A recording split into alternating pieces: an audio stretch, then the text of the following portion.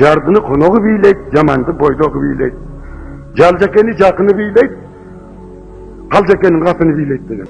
Inaksın kulağındı keskenlerge, bıçkırın zayıvındın çeçkenlerge, et tartıp, mal ençilep konuş verdin, enengdi may kuyrukka tepkenlerge, kız verdin, kımız verdin, konuş verdin, Kırgızdın tuğsun çıkıp ketkenlerge.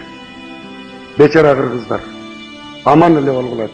Okşağımda bir beçaralarda karabasın, anan kimde karayısınlar? Bolsa oğlu bizim yaşamımızda yaşap görgülü. Bilem ben sizin yaşamınızdan bardığını bilem. Ha bilsengizler anda kavar albaysızlar. Meriyasına şey vardık. Meriyasına şey vardık onu. Saydan beri bardığı üy olup ketti. Bizge çok öyle değil. Өкмөт Кытайлык инвестор куруп жаткан Асман шаарына дагы 654 гектар жер бөлдү. Буга чейин Асман шаарынын курулушуна деп Ысык Көл облусунун аймагынан 4000 гектар жер 49 жылга ижарага берилген болчу. Кошумча бөлүнгөн 654 гектардын көпчүлүгү айыл чарба багытындагы жерлер. Калганы мамлекеттик Токой фондунун калктуу пункттардын жерлери категориясына кирет. Бул участкалар Тор Айгыр, Тамчы айыл аймагына карайт. Асман Эко шаарын Redstone Group жоопкерчилиги чектелген компаниясы куруп жатат. Ал компания кытайлык инвестор Юнфэй Туга таандык. Инвестициялык макулдашууга ылайык компания курулушка 20 миллиард доллар инвестиция салат. Кыргызстандын 2025 жылга карата ИДПсы да болжолу ушул суммага барабар. Бирок иликтөөчү журналисттер Redstone Group компаниясы мурда кийин ири девелопердик долбоорлорду ишке ашырганы же шаар курууга жетчү капиталы бар экени боюнча маалымат таба алган жок. А бирок Юнфэй Ту менен Кыргыз Республикасынын президентине караштуу инвестициялар боюнча улуттук агенттиктин башчысы Равшан Сабировдун уулунун байланышы аныкталды. Сабировдун баласы менен Юнфэй Ту 2026 жылдын июнь айына чейин бизнес өнөктөштөр болчу. Равшан Сабиров жетектеген мекеме Асман шаарынын курулушуна инвестор издеп жаткан. Асман шаарынын курулушуна чиновниктердин жакындарын аралаштыруу аракети мурда да болгон. Журналисттер мурдагы инвестициялык макулдашууга ылайык долбоордогу жергиликтүү өнөктөш деп Модуль Хаус компаниясы көрсөтүлгөнүн жазышкан. Ал эми чет элдик инвестор Citic Merchant кытайлык компаниясы болчу. Инвестор долбоорго болгону 480 миллион доллар салмак. Буга чейин Клоп, OCCRP жана Темиров Лайв журналисттери Модуль Хаустун кожоюндарынын бири Эламан Токтобеков президент Садыр Жапаровдун баласынын жакын досу экенин аныкташкан. Модуль Хаус болсо президенттин иш башкармалыгы көзөмөлдөгөн ири долбоорлорду ишке ашырган компаниялар тобуна кирген. Мурда бул компаниянын кожоюндар тизмесинде Кочкорбек Жуманазаров бар болчу. Азыр анын ордуна Жыпаргүл Базарбаева келген. Айрым булактарга таянсак, Жуманазаров президенттин иш башкаруучусу, Каныбек Туманбаевдин жакын кишиси, ал эми Базарбаева эжеси.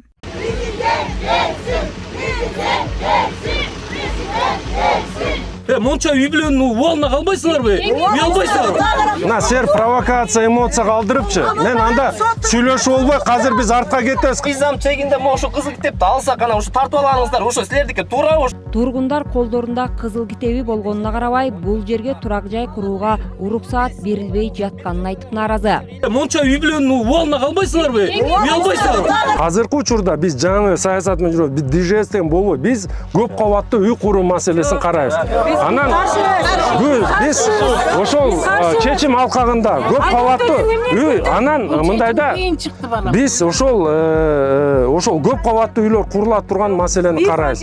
Трансформацияны кылабыз. Биз силердин жериңерди талашпайбыз. Силердин жериңер чирене, бирок силер ошол жерге көп кабаттуу үйлөрдү курасыңар.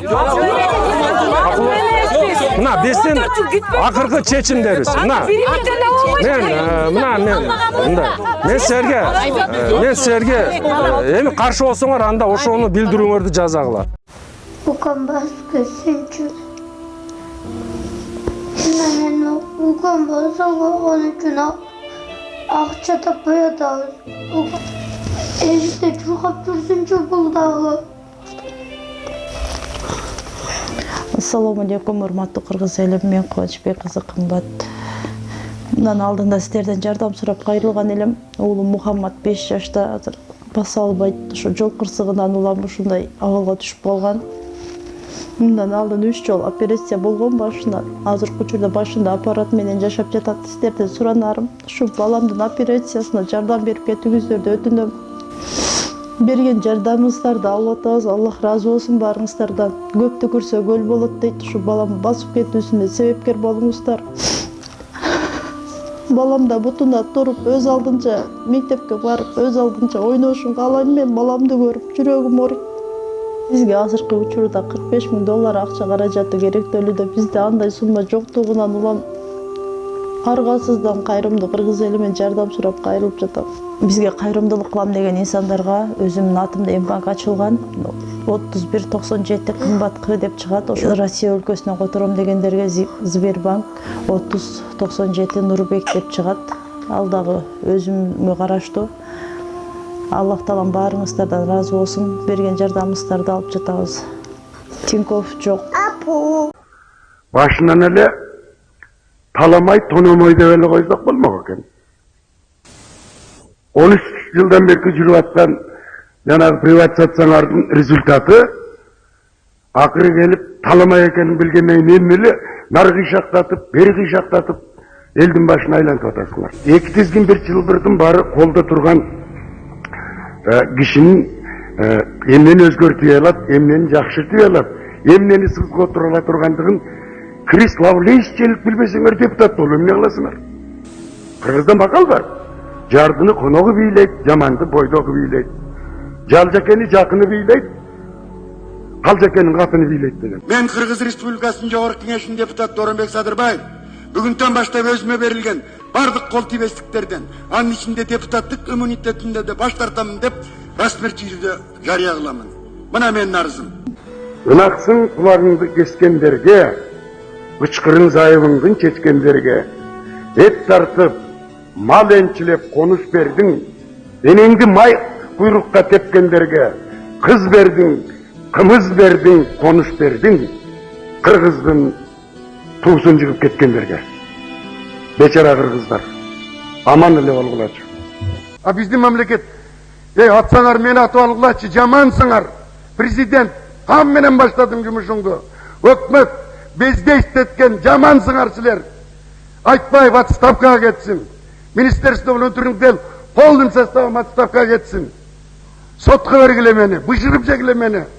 Но нельзя ж так делать, а? Кайран гана эл, кайран гана мамлекет. Уалың неокоммунисттер менен лже-демократтарга жетсин дегенден башка. Бүгүн менде айта турган сөз калган жок. Бул жерде көз көрүнө, ар нерсенин башын бир айтып, кайран гана мурдуңа бок сүйкөлгөн кыргыздар дагы тарткылыгың алды экен. Белиңди бекем байлап туруп чыдагын. Өзүңдүн зөөкүр уулдарыңа, өзүңдүн зөөкүр кыздарыңа. Рахмат. Кыргыз элим каралачы. Кытайдын бок сийдиги кыргызды уулап жатат. Ассаламу алейкум, Саматбайке. Бул Жалалабад шаары, Жалалабад областынын Манас шаары, Барпайлы, Чаңгетсайыл деген айылданбыз. Бул жакта биз Кытай заводу ачылган, баягы Өзбекстан өткөн жолдор бар, той жолчу. Ошол жакталар иштейт. Кийин биз айылда ошо кытайлар беспредел кылып, жылаңач жүрүп айылдын ичинде, андан сырткары баягы апотторун арттар агызып, сөздөрүбүзгө укпай, андай десек, законго баш ийбей, ушундай кылыктар кылып. Могу Айбекенин үйү. Септиктен насос иштеп атат, оны. Угулутау. Но насос иштеп атат, но насос иштеп атат, вакуумный насос азыр. Немискен жетиндер. Бул шланга мындайынан кеткен. Бутриктер акылдуулук кылып туруп келип, секен, бияк менен мындай келип коюп туруп, мындайынан айланып келип, нерде мындай келип турдагын, кайра биягын башыны нарыкка таштап коюптур. Суу агып атат арыкта. Септиктин суусу бияка агып атат. Баягы огород жактагы септиги Кытайлардын. Мына жерде кызыл насос турат, көрдүңүзбү? Суу. Септиктин бети ачык. Жет невозможно. Анан онда септикке суу келип турат, ак бара жүргөн жерде көрдүңүзбү? Ошол жер толо суу. Ошол жактан келген суу. Мына жерде туалетиңиз ошонун баарынан жыгылган, жерде суу көбөйгөндөн. Анан бул жетиндер оны насос менен сууну сордуруп, бизге мына жерде айылдын тики арыгы бар. Бүт айыл суу иче турган мына арык бар бизде. Ушул арыкка машинага менен агызып береткен бул жетиндер. Жөнөкөй маалда буну секин арыктан бияка чыгарып коюптур, аны жерге таштап коюптур. Так, саминдеги мына завод деген, заводдун мына жолду бети. Мына жерде септик кылган булар. Туалеттин эмесин чыгарган. Бу жерден кандай болуп суу чыгууда деге. Мына жак мен түшүп бойлап, ана жерде тик арып бар бизге түшкөн айылга. Ошо болсо түшүптүр уже. Мына Садыр Жапаровдун Ашмалтай бийлиги өз элин инвестор деген ат менен көзөмөл кыла албагандан кийин инвестордун балекетин аласың Садыр Жапаров. Биринчи кезекте инвестор дегенди көзөмөлдөп, анын ичиндегилерди көзөмөлдөш керек. А могу экология экономист министрин кебетеси тигил. Күч бирдикте кыргыз элим. Ойгонолук, ойлонолук.